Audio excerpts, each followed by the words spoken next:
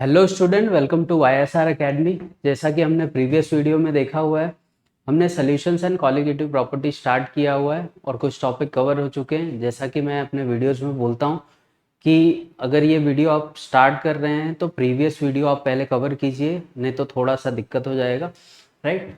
तो अभी तक हमने सॉल्यूशन एंड कॉलिगेटिव प्रॉपर्टीज में mole fraction, right, lowering of vapour pressure, percentage by mass, ये सारे टॉपिक्स कवर कर लिए हैं। तो प्रीवियसली 2-3 वीडियो बन चुके हैं। तो जब भी अगर इस वीडियो से आप स्टार्ट कर रहे हो तो प्रीवियस वीडियो एक बार देख लीजिए, फिर आगे का टॉपिक हम लोग कंटिन्यू करते हैं। देखो, 4 कॉलिगेटिव प्रॉपर्टी हमने इस चैप्टर में कवर करनी है। एक कॉलिगेटिव प्रॉपर्टी मैंने ऑलरेडी बता दिया है पहले भी, लोअरिंग ऑफ वेपर प्रेशर अपना हो चुका है। तो आज हम लोग सेकेंड कॉलिगेटिव प्रॉपर्टी देखेंगे। सेकेंड कॉलिगेटिव प्रॉपर्टी हमारे पास आ जाता है, दैट इज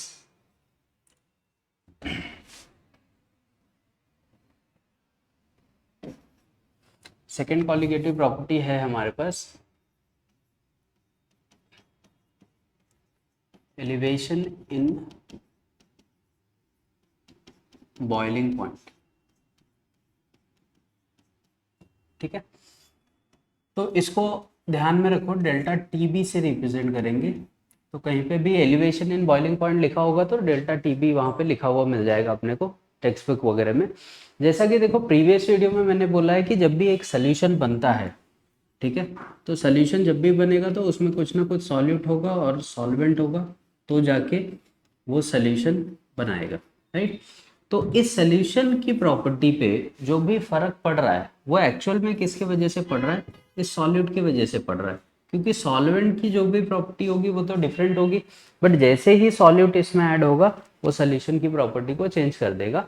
तो अभी तक हम लोग इस चैप्टर में यही सब करते हुए आ रहे हैं कि हम लोग पहले सॉल्वेंट की प्रॉपर्टी देखते हैं, उसके बाद कि जब सॉल्यूट ऐड होता है तो वो सोल्यूशन की प्रॉपर्टी पे क्या क्या इफेक्ट डालता है, ये सारी चीजें हम लोग पढ़ रहे हैं। और लास्ट लेक्चर्स में भी मैंने बोला हुआ है कि जब भी सॉल्वेंट की प्रॉपर्टी लिखेंगे, राइट, तो वो 1 के फॉर्मेट में लिखोगे तो ज़्यादा बेटर है, और यहाँ पे 2 के फॉर्मेट में। 1 का फॉर्मेट का क्या मतलब हो गया, जैसे मान लो सॉल्वेंट का मोल्स लिखना है तो मैं इसको क्या लिखूंगा, N1 लिख दूंगा। इसका मोलार मास लिखना है तो मैं क्या लिख दूंगा, M1 लिख दूंगा। वही सेम चीज, इसका मुझे मोल्स लिखना है तो मैं क्या लिखूंगा, इसको N2 करके लिखूंगा, और इसका मोलार मास लिखना है तो इसको M2 करके।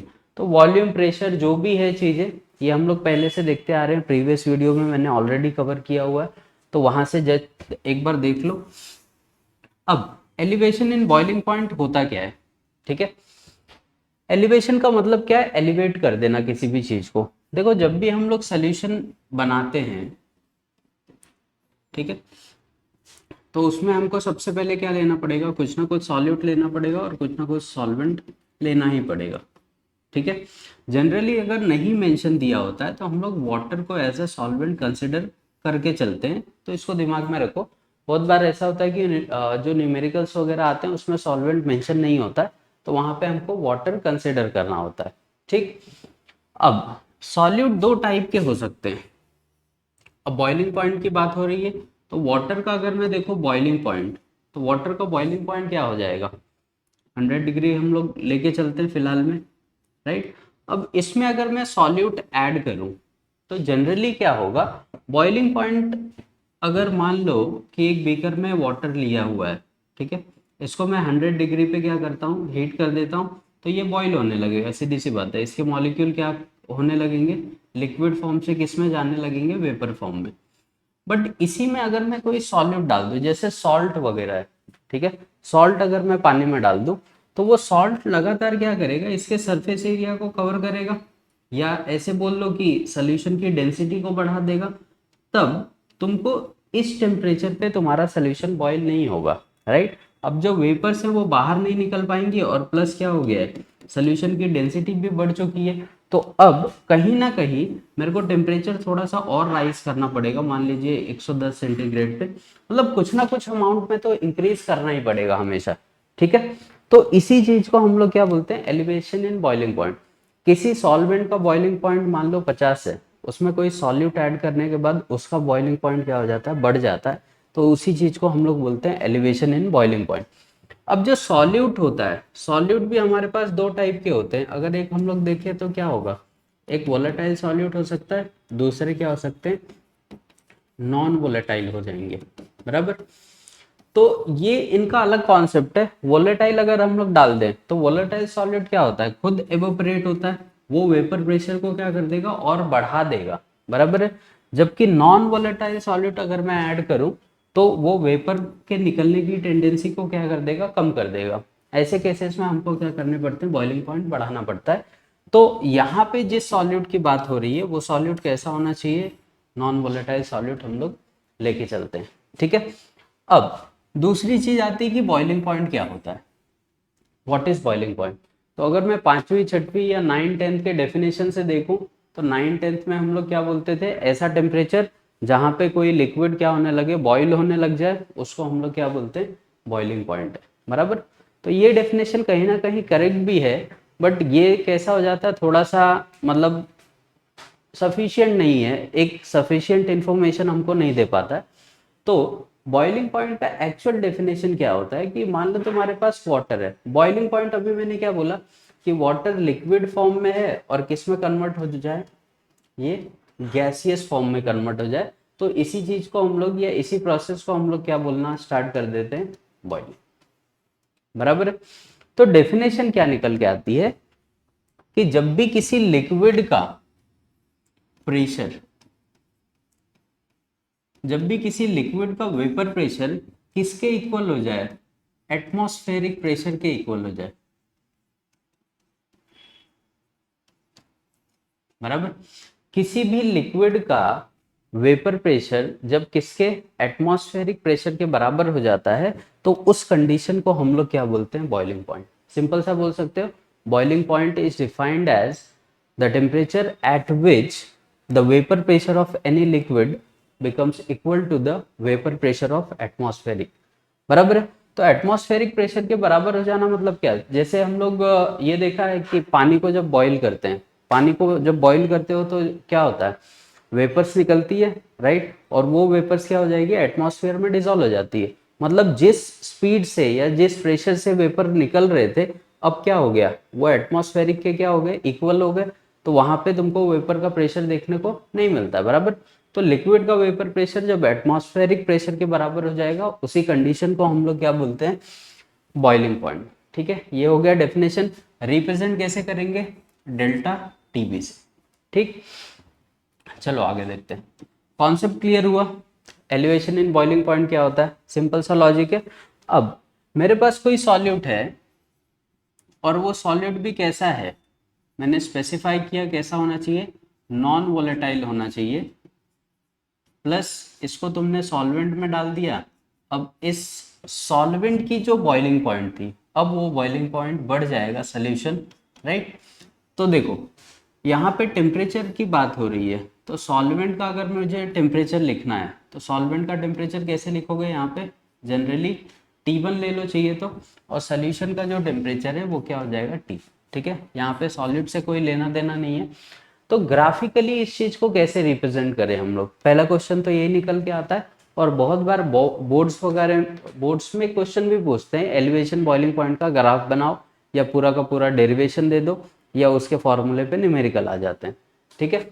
तो ग्राफिकल रिप्रेजेंटेशन क्या होगा, सबसे पहला देखो, अगर मैं बोलूं डेल्टा टीबी, मुझे बताओ क्या होगा।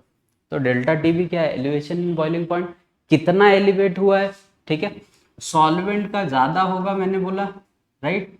अगर सॉल्वेंट का तुम 100 डिग्री लेके चल रहे हो तो कहीं ना कहीं सोल्यूशन का क्या होगा, इससे तो ज्यादा ही मिलेगा अपने को, ठीक।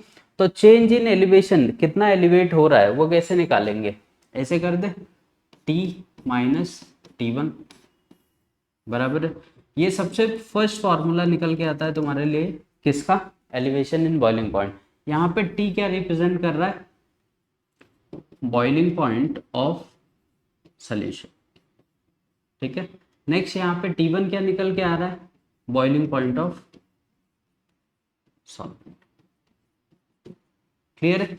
अब इस चीज को हम लोग ग्राफिकली कैसे दिखाते हैं, देखो ग्राफिकली अगर रिप्रेजेंट करना है तो अगर तुम्हारा ध्यान होगा तो देखा होगा तुमने, मैंने सिर्फ दो ही चीजों को डिस्कस किया, एक तो वेपर प्रेशर और दूसरा टेम्परेचर। तो इनके अलोंग अगर मैं एक ग्राफ बनाऊं, ठीक है, और यहाँ पे टेम्परेचर पे 2 पॉइंट दे दूं, राइट, तो ज़्यादा वाला जो पॉइंट है वो किसका होगा? ज़्यादा टेम्परेचर पे कौन बॉईल कर रहा है? सोल्यूशन बॉईल कर रहा है, तो इसको हम लोग क्या बोल दे? टी बोल दे। और कम पे कौन बॉईल हो रहा है? सॉल्वेंट। तो ये क्या हो गया अपना? T1। ठीक है। एक पर्टिकुलर पॉइंट पे बॉइलिंग पॉइंट का डेफिनेशन क्या था? जहाँ पे वेपर प्रेशर क्या हो जाए? इक्वल हो जाए, बराबर। तो मान लीजिए किसी पॉइंट पे आके इनका वेपर प्रेशर एक दूसरे के इक्वल हो जाता है, और इस पॉइंट को इससे कनेक्ट कर देते हैं, ये पॉइंट को इससे कनेक्ट कर देते हैं, इसको ए नाम दे देते हैं, इसको। ठीक है। अब ये वाला जो कर्व बनेगा वेपर प्रेशर का, ठीक है, 2 कर्व मिलेंगे हमको। जैसे जैसे टेम्परेचर बढ़ेगा वेपर प्रेशर भी क्या होते जाएगा? बढ़ते जाएगा। T1 किसका है? तो T1 हमारा किसका है? सॉल्वेंट का है, राइट। तो ये वाला जो पॉइंट है वो रिप्रेजेंट कर रहा है किसके? वेपर प्रेशर ऑफ सॉल्वेंट, और ये वेपर प्रेशर ऑफ सॉल्यूशन। ठीक है। अब मान लीजिए यहां से एक पॉइंट में C बना दूं, ठीक है, तो वेपर प्रेशर कितना कम हुआ है या वेपर प्रेशर में चेंज कितना हो रहा है? ये जो B और C पॉइंट का डिफरेंस है, ये क्या है? वेपर प्रेशर का चेंज देखने को मिल रहा है, प्लस ये जो डिफरेंस है अपने को, इसी डिफरेंस को हम लोग क्या बोलते हैं? Delta T. ठीक है। तो यहां से तो एक फॉर्मूला मैंने यहीं पे लिख दिया, delta T B is equal to T minus T one, right. अब ये सिंबल्स का मतलब पता होना चाहिए। दूसरा फॉर्मूला क्या निकल के आता है कि जो डेल्टा टी बी है, ठीक है, वो डायरेक्टली प्रोपोर्शनल होगा किसके? डेल्टा पी के। और डेल्टा पी हमारा क्या था? Lowering of vapour pressure.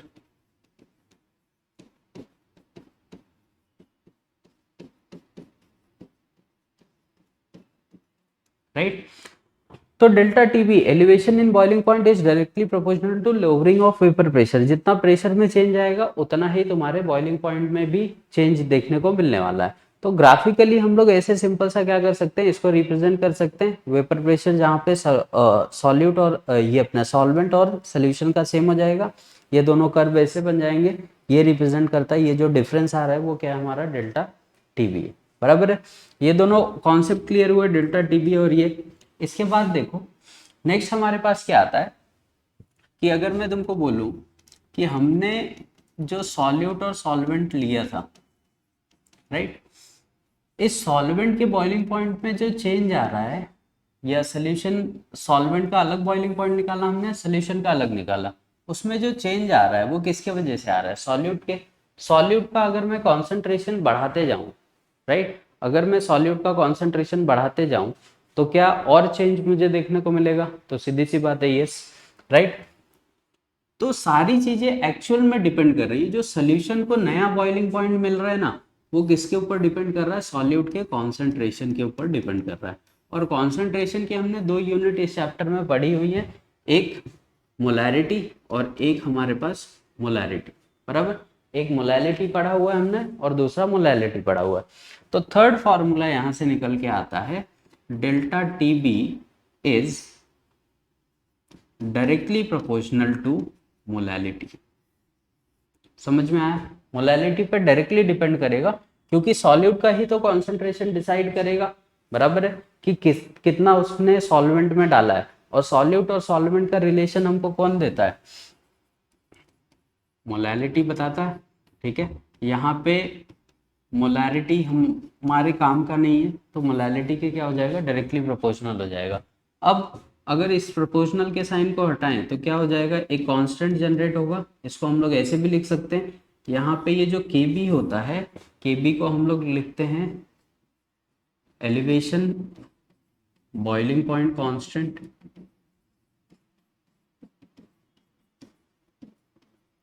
ठीक है। इसको बहुत सारे नाम है। Kb को हम लोग मोलर एलिवेशन कांस्टेंट भी बोलते हैं।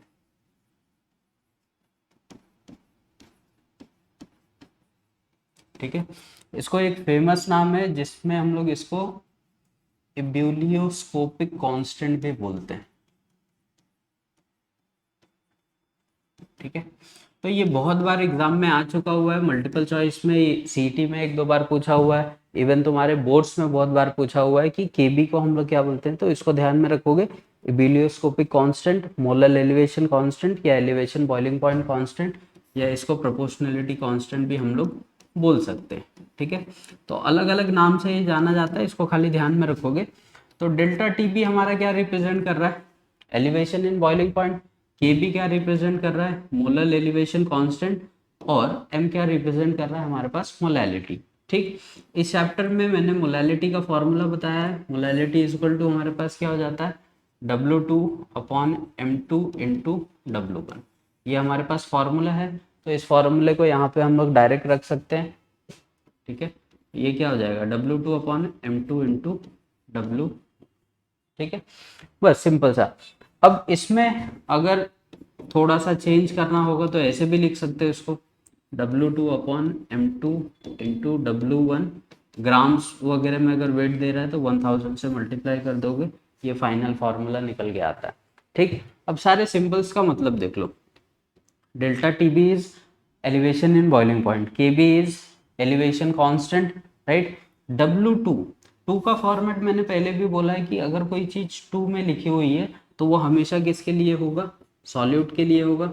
तो ये सॉल्यूट है, W मतलब क्या, वेट, तो ये वेट ऑफ सॉल्यूट। ठीक है, यहाँ पे M2 लिखा हुआ है, M2 हमारे पास क्या हो जाता है, मोलार मास। किसका मोलार मास, तो 2 के फॉर्मेट में लिखा है तो क्या हो जाएगा, सॉल्यूट। ठीक है, इसको ए बी टर्म में भी ले सकते हो। W1 क्या हो गया, W is again weight, but weight किसका, ऑफ सॉल्वेंट। 1 के फॉर्मेट में दिया है तो सॉल्वेंट होगा, 2 के फॉर्मेट में कोई भी चीज दी है तो वो क्या हो जाएगा हमारे पास, सॉल्वेंट।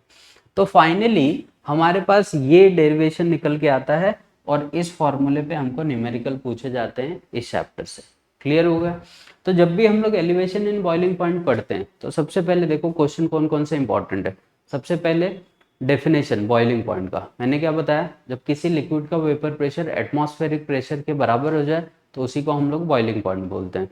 दूसरा, ठीक है, delta T B is equal to solvent का क्या होगा, कम होगा बॉइलिंग पॉइंट, सोल्यूशन का ज्यादा होगा तो सोल्यूशन में से सॉल्वेंट का माइनस कर देंगे। Next, lowering of vapour pressure के डायरेक्टली प्रोपोर्शनल हो जाएगा, नेक्स्ट फार्मूला।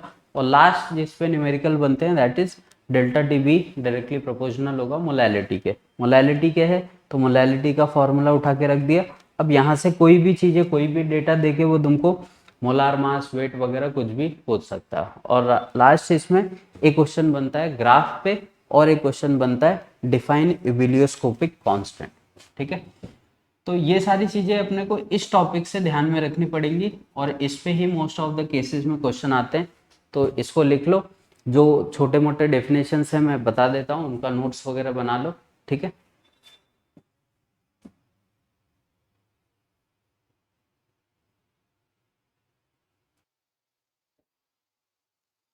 ठीक है। तो ये हो गया हमारा यहाँ पे। इस पे कुछ नोट्स वगैरह हैं जो बना लोगे तो बेटर होगा बाद में एग्जाम्स वगैरह में लिखने के लिए। देखो क्या लिखा हुआ है, बॉइलिंग पॉइंट का डेफिनेशन मैंने क्या बोला था, it is defined as the temperature at which the vapour pressure of liquid becomes equal to the atmospheric pressure, बराबर। नेक्स्ट में क्या बोल रहा है, it increases with increase in external pressure, जैसे जैसे एक्सटर्नल प्रेशर बढ़ेगा वैसे वैसे हमारा जो एलिवेशन एंड बॉइलिंग पॉइंट है वो भी क्या करेगा, इंक्रीज करेगा।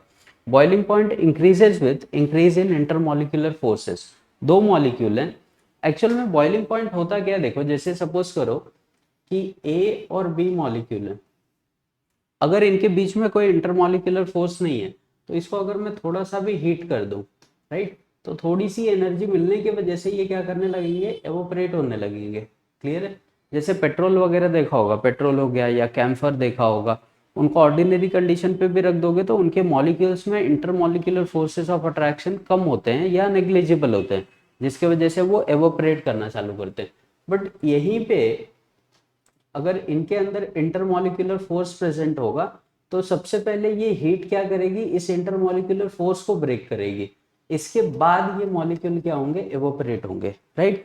तो जिस मॉलिक्यूल में इंटरमॉलिक्यूलर फोर्स जितना ज्यादा होगा, राइट, जैसे अगर मैं बोलूं कि कार्बन कार्बन इजीली बॉयल हो जाएगा या NaCl इजीली बॉयल हो जाएगा, तो अपने को पता है कार्बन में कोवेलेंट बॉन्डिंग होती है, बराबर, इसको हम लोग ब्रेक कर सकते हैं। बट NaCl में क्या होता है, स्ट्रॉन्ग इंटरमॉलिक्यूलर अट्रैक्शन होगा, आयनिक बॉन्डिंग होती है, जिसकी वजह से इसका बॉइलिंग पॉइंट कभी भी क्या होगा, ज़्यादा होगा।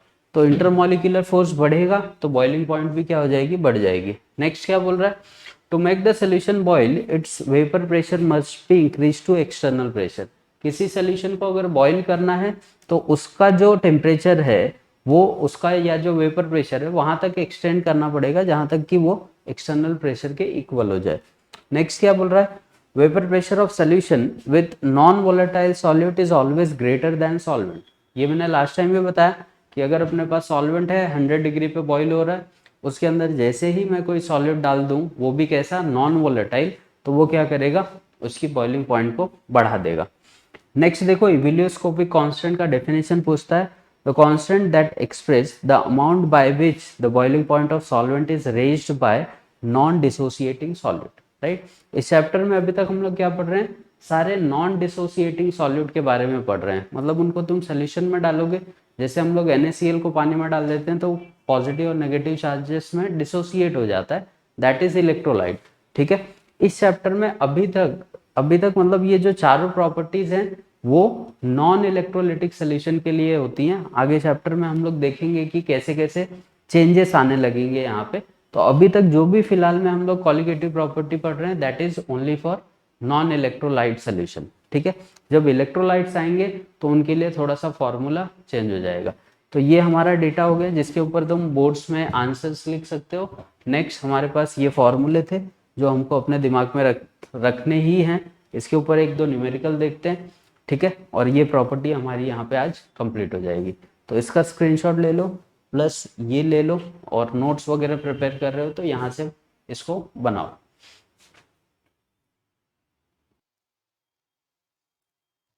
ठीक है, एक क्वेश्चन दे रहा है देखो अपने को, elevation in boiling point, I hope सबको क्लियर हो गया होगा। अब इस पे देखो क्वेश्चन क्या दे रहा है। क्वेश्चन देखो सोल्यूशन के सॉल्व कैसे किए जाते हैं। सबसे पहले क्या करोगे, हमको एक सोल्यूशन बनाना है जिसमें सीधी सी बात है कुछ ना कुछ क्या रहा होगा, सॉल्यूट है, सॉल्वेंट है, और कोई ना कोई सोल्यूशन बना हुआ है, ठीक है। सबसे पहले तो इसको लिख लिया करो, इसका डेटा इंपॉर्टेंट होता है। A solution is containing 1.2 gram of camphor, right. तो सबसे पहले वो सॉल्यूट का नाम दे रहा है मेरे को कि सॉल्यूट इसके पास क्या है, कैम्फर है, बराबर। नेक्स्ट आगे क्या बोल रहा है, उसका मोलार मास भी दे दिया है इन 26.68 ग्राम ऑफ एसीटोन। मतलब उसने इसको किस में डाला हुआ है, एसीटोन में डाला हुआ है, और एक सोल्यूशन प्रिपेयर किया है। बोल रहा है कि वो जो सोल्यूशन है of acetone boils at this boiling point of pure acetone is this। कुछ सब्सटेंस दिया है, उसने बोला है कि ये जो सोल्यूशन है इसका जो बॉइलिंग पॉइंट है वो कितना है, 329.95 केल्विन, ठीक है। तो अभी देखो मैंने क्या बोला था, सोल्यूशन का अगर बॉइलिंग पॉइंट दे रहा है तो क्या ले लें, इसको टी करके ले लें।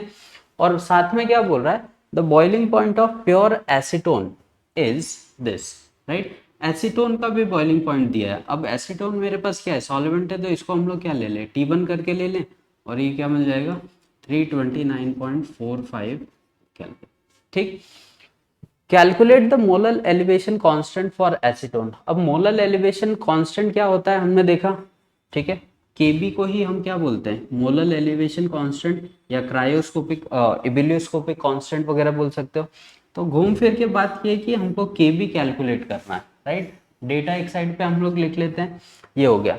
अब कैम्फर का उसने मोलार मास दिया है। कैम्फर का मोलार मास मतलब क्या, मैंने बोला मोलार मास दिया है तो m से रिप्रेजेंट करोगे, सॉल्यूट का है तो m2 लिख देते हैं इसको। कितना दिया हुआ है, 152 ग्राम पर मोल, बराबर है, ये हो गया। नेक्स्ट और क्या दिया हुआ है अपने को, देखो इन 26.68 ग्राम ऑफ एसीटोन।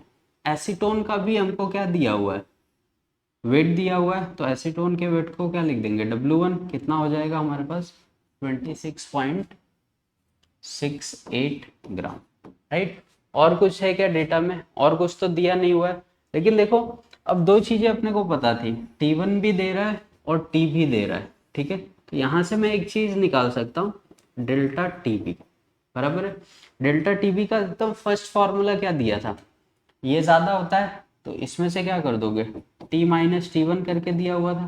तो ये क्या हो जाएगा 329.95 माइनस 329.45 बराबर है। ये कितना निकल के आ जाएगा 0.50 केल्विन।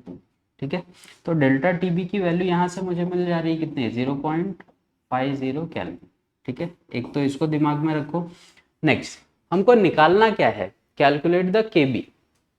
तो केबी के लिए अपने को पता है कि फॉर्मूला क्या होता है, delta TB is equal to K B into M. और इसी चीज को हम लोग क्या लिख रहे थे, delta TB is equal to K B क्या हो जाता है हमारा, ये तो एज इट इज रहेगा, बट मोलैरिटी क्या हो जाती है, right, W2 upon M2 into W1 ये लिखा हुआ था।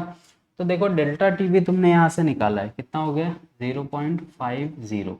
के बी हमको निकालना है, W2 दिया हुआ है क्या हमको, W2 हमको दिया हुआ है, देखो कितना बोल रहा है, a solution containing 1.21 gram of camphor, मतलब सॉल्यूट का भी वेट दिया हुआ है, तो ये W2 हो जाएगा, क्या हो जाएगा 1.21 ग्राम, राइट। तो W2 के जगह पे क्या लिख सकते हैं हम लोग, ये M2 दिया हुआ है क्या, तो देखो सिंपल सा M2 दिया हुआ है कितना 152 इंटू W1 दिया हुआ है क्या, तो देखो यहाँ पे क्या दिया हुआ है W1 26.68। ठीक है, अब सारे डेटा तो अपने को मिल गए, तो फाइनली फॉर्मूला क्या मिलेगा, के बी इज इक्वल टू ये सारी वैल्यू यहाँ पे मल्टीप्लाई 0.50 इंटू 152 इंटू 26.68 अपॉन क्या हो जाएगा 1.21। ठीक है, बस इस इक्वेशन को सॉल्व कर दो, यहाँ पे निकल के आ जाएगा क्या हमारा आंसर निकल के आ जाएगा। अब बहुत बार दिक्कत क्या हो जाती है यहाँ पे कि हमको यूनिट वगैरह निकालने में कंफ्यूजन हो जाता है। तो देखो डेल्टा टीबी की यूनिट क्या थी के, तो यहाँ पे लिख दो के, राइट। 152 का यूनिट क्या है, ये तो मोलार मास है, ग्राम पर मोल हो गया, राइट। और ये 26.68 अगेन ये भी किस में दिया था, ग्राम में दिया था। नेक्स्ट 1.21 भी हमारे पास किस में, ग्राम्स में दिया हुआ। ठीक है, तो क्या हो जाएगा 1 ग्राम इससे कैंसिल हो गया, तो फाइनली मिलेगा क्या यूनिट, जो भी तुम्हारा आंसर आएगा केल्विन ग्राम पर, ये हमारा यूनिट हो गया। तो के बी यूनिट कभी भी पूछेगा मतलब ये निकाल दो और आगे एज इट इज यूनिट लिख दो, सिंपल सा सोल्यूशन हो जाता है। तो बहुत इजी क्वेश्चन आते हैं एलिवेशन इन बॉइलिंग पॉइंट पे, बट एक चीज है कि अपने को सिंबल्स पता होने चाहिए कि कौन सा सिंबल क्या रिप्रेजेंट कर रहा है। ठीक है, बहुत बार हमको सारा डेटा पता होते हुए भी हम लोग सिंबल्स में कंफ्यूज हो जाते हैं, तो अगर तुमने यहाँ वहाँ कुछ पुट कर दिया वैल्यू तो आंसर अपने आप गलत हो जाएगा। ठीक है, तो जब भी हम लोग इसको पढ़ते हैं तो ध्यान में रखो, एक तो सिंबल एक तो फॉर्मूले, उन पे बहुत ज़्यादा फोकस रखो, इजीली क्वेश्चन सॉल्व हो जाते हैं। बोर्ड्स वगैरह सीईटी के बहुत इजी क्वेश्चन आते हैं, कोई ऐसा नहीं होगा कि छूट जाएगा, सिंपल क्वेश्चन आते हैं, फॉर्मूले बेस्ड, फॉर्मूला रख दो आंसर मिल जाएगा। ठीक है, तो आज के वीडियो में हमने कवर किया एलिवेशन इन बॉइलिंग पॉइंट, और इसके सारे जो फॉर्मूले थे वो मैंने डिराइव करके दिए, जो थेरेटिकल पार्ट आता है एग्जाम में वो भी तुमको बताया। याद रखने वाली चीज़ें क्या हैं, बॉइलिंग पॉइंट का डेफिनेशन, ठीक है, एबिलियोस्कोपिक, और फाइनली डेल्टा टीबी का फॉर्मूला, प्लस जो इनके सिंबल्स होते हैं उनको ध्यान में रखो। कैलकुलेशन बेस्ड होते हैं, कैलकुलेशन सही है तो क्वेश्चन सही हो जाएंगे। तो दो हमने कॉलिगेटिव प्रॉपर्टी खत्म कर ली है, एक तो लोअरिंग इन वेपर प्रेशर, दूसरा आज हमने खत्म किया elevation in boiling point. Next video में हम लोग डिप्रेशन इन फ्रीजिंग पॉइंट देखेंगे। तब तक के लिए वीडियोस देखते रहो, नोट्स बनाते रहो। नेक्स्ट टाइम मिलते हैं नई कॉलिगेटिव प्रॉपर्टी के साथ। मे बी 2 या 3 वीडियोस में ये पूरा चैप्टर खत्म हो जाएगा, उसके बाद हम लोग नेक्स्ट चैप्टर में चलेंगे। तब तक के लिए थैंक यू, गुड